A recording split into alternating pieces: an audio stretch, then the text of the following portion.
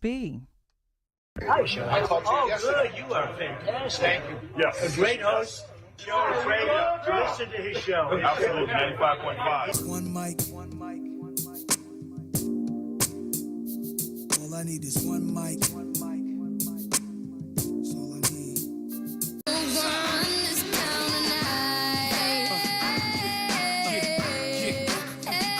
Shelley Winter Show live, local, topical, and relevant, ladies and gentlemen. We have a guest coming up right at the top. The show started a little early. Magic Mike is back. Welcome back, Magic Mike, from vacation. Thank you. Colby did a wonderful job holding it down for you. I want to let you know. But let me. We have a guest, the new Consul General for Israel of Israel for the Southeastern United States, Eitan Weiss. Is going to call us up, but it's funny because I tell people, we usually don't do interviews at the start of the show, but this is big news. The peace plan, what's going on with Hamas and Israel and Hamas and Gaza and the peace plan with Trump and everything and the Nobel Peace Prize and all of that. So I told him to call at the start of the show, but I told him to call at 7:06. And so we kind of came on a couple minutes early. So what happens with the with live radio, quite honestly. So let me. I don't want to get into anything deep because I know he's going to be calling in. But I do want to talk about this this Qatari deal. Okay.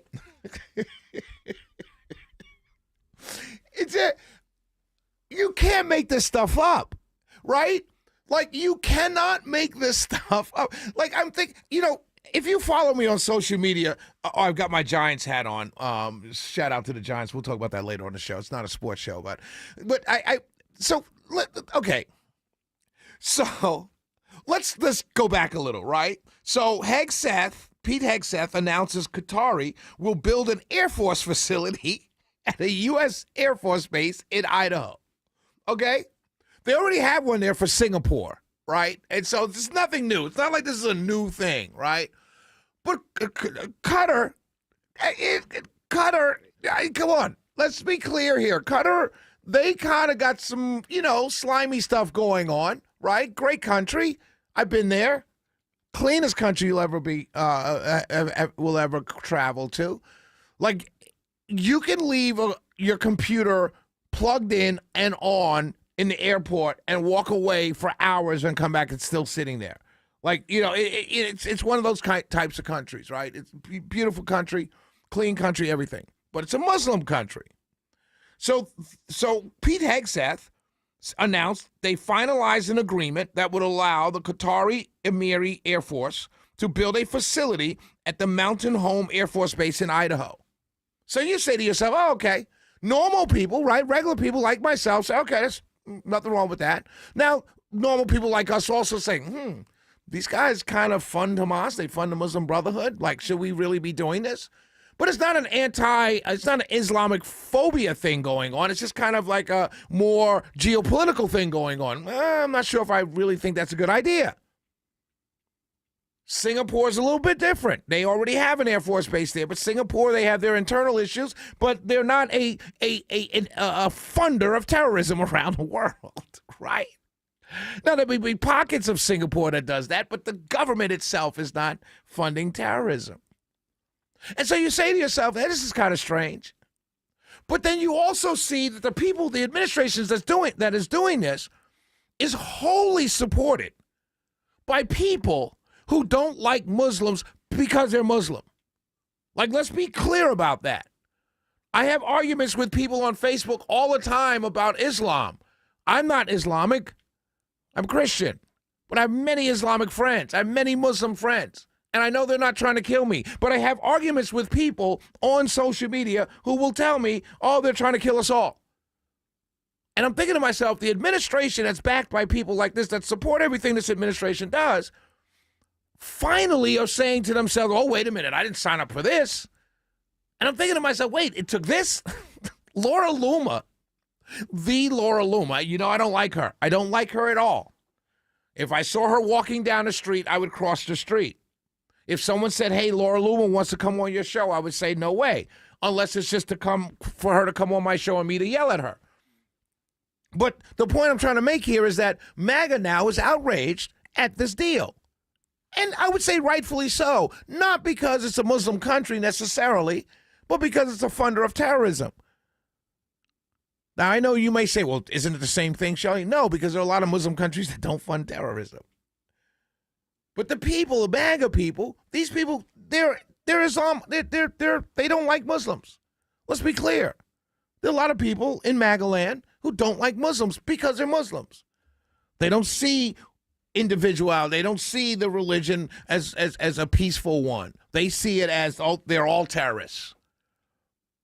And so for this administration, I blame them, because for you not to be smart enough to understand that your base, the people that got you elected, they do not, by and large, I'm not saying all, of course I'm not, but there are a lot of people within MAGA that don't like Muslims because they're Muslim. How could you possibly, as an administration, not see this as, we probably shouldn't do this? Not because it's not a good idea, not because it's not good geopolitics, because our base won't like it. Laura Luma right now is saying that she may sit out the 2026 election. Well, Miss Luma, I said that a week ago. I said that when they signed the big, beautiful bill. It's fascinating to me that now all of a sudden people are outraged in MAGA land over this. Like, what there was nothing, you didn't see some other things that troubled you? Again, you know my stance. I voted for the president in 16, 20, and 24. I like the president. Do I disagree? Excuse me. Do I agree with everything he does? Absolutely not. I don't agree with anybody. I don't agree with everything anybody does. Hell, got a beautiful woman on my arms, right? I don't agree with half of what she does. Doesn't mean I don't love her. I mean, Magic Mike's married. I'm sure Magic Mike doesn't agree, or Magic Mike's wife, more importantly, doesn't agree with 100% of what Magic Mike does all the time. She better. She better? She better. Yeah, she's not listening, I'm sure. Hey, she's got the kids right now. Right, so no. yeah, so she's not listening. But you understand my point. This troubles us. Right now, Laura Luma. Now you're going to put your feet down, put your feet down, and say, I may not vote in 2026 because of this. Really, it took this for you to realize that there were some things that we should be against, or some things we should push back on. Marjorie Taylor Greene, at least a couple weeks ago, said, "Hey, there's things going on here I don't agree with." It's crazy. Our guest is on the phone with us. I just go to him. Brother Weiss. Hi, good evening, Shelley. How are you, my friend? How are you, my friend? Eitan Weiss, he is the Consul General for the Southeastern United States for Israel. Wanted to get him on. I just wanted to get the official word of the Israeli government, I guess, what you would represent on this peace deal. Your thoughts? Well, first of all, I think that a lot of the credit goes to President Trump and his strong will and support for the state of Israel and for the return of all the hostages. We are, of course, extremely satisfied with the possibility of having all of our 48 hostages coming back into Israel. And we really hope that Hamas will not do what they usually do, is, basically they suddenly decide to break a deal and not go through with it. So we really hope that everything will go according to plan and we'll see our hostages back at the beginning of next week. And so there are. I saw some reporting earlier, about an hour ago, that showed that Palestinians are moving back into Gaza. It seemed like millions of people are walking back into Gaza. Can you tell us what's going on with that? So basically, what happened? A part of the agreement was that the IDF will withdraw from specific strategic lines that we had control of, in order to allow the population. And then, mind you, Gaza has a population of less than 2 million people, and they're basically divided into various areas inside Gaza itself. So what we see people coming back home after the IDF ceased all military actions in the area. And so these now when these people return, here's the question: they're returning to basically rubble, right? I mean, there's been a war for 2 years. What are they exactly returning to? Actually, when you're talking about Gaza City itself was not affected much by the war like other areas in the Gaza Strip, like Rafah, for example. And mind you, we're not talking about civilian areas. We're talking about areas that were controlled by a terrorist organization. Mind you that Hamas used these areas to build its military infrastructure, just as it did when it built its command and control center in El Shifa Hospital. Underneath the hospital, you had underground bunkers with their command centers housing thousands of terrorists managing their military activities against Israel. So these people are going back mostly into Gaza City, which has not been impacted by the war.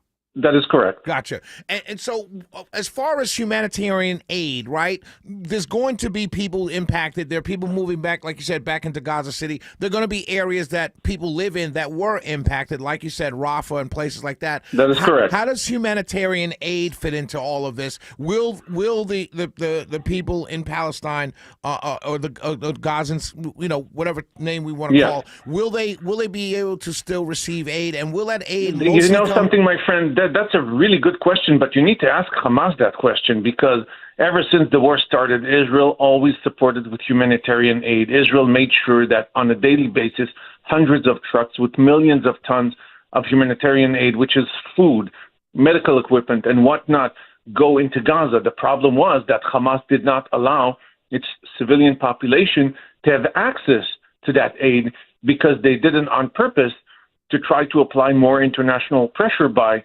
blaming Israel, of course, falsely blaming Israel to cause famine, starvation, or whatever, which actually the truth is that whenever you saw a humanitarian aid truck going into Gaza, Hamas would send a couple of their terrorists to take control of that truck and simply prevent the civilian population of obtaining and reaching that important and necessary humanitarian aid. We're on the phone with Eitan Weiss. He's the Consul General for Israel for the Southeastern United States. You started off by talking highly about Trump's role in the peace deal. Do you think that he got snubbed for the Nobel Peace Prize, or do you think that is something that will come down later on? Because this is fairly new. We don't even know if this peace deal will stick. I think that the mere fact that President Trump was able to bring Hamas and all the other Arab countries to make them understand that they have to go and agree for a deal or else, that's something that is extremely notable. It's not my position to criticize or to look at whatever the Nobel Prize decided to do or not to do.